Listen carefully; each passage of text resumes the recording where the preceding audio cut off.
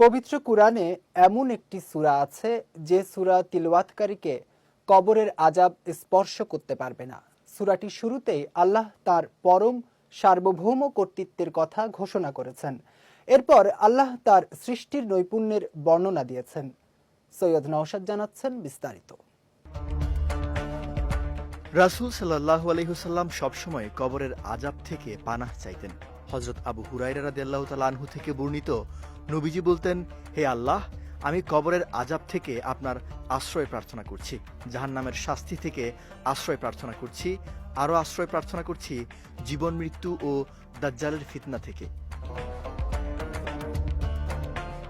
কবরের আযাব থেকে আল্লাহর আশ্রয় প্রার্থনার সাথে সাথে সূরা মুলকের আমলও কবরের আযাব থেকে মানুষকে রক্ষা পেতে সাহায্য করবে।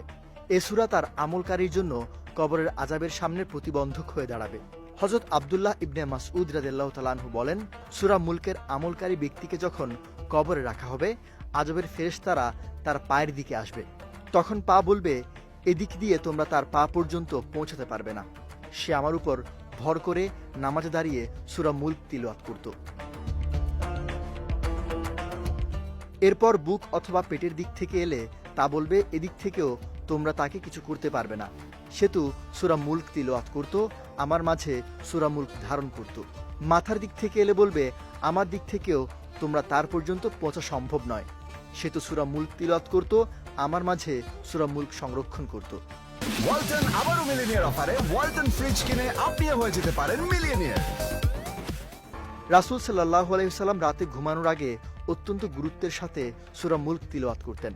হযরত জাবের রাদিয়াল্লাহু তাআলা আনহু থেকে বর্ণিত, রাসূল সাল্লাল্লাহু আলাইহি ওয়াসাল্লাম ততক্ষণ পর্যন্ত ঘুমাতেন না যতক্ষণ না সূরা আলিফ লাম মিম তানজিল সূরা মুলক পড়ে নিতেন। এই বর্ণনার উপর ভিত্তি করে আলেমরা এশার নামাজের পর সূরা মুলক তিলাওয়াতের আমল করার নির্দেশ দিয়েছেন। সৈয়দ নওশাদ, বিজয় টিভি, নিউজ ডেস্ক।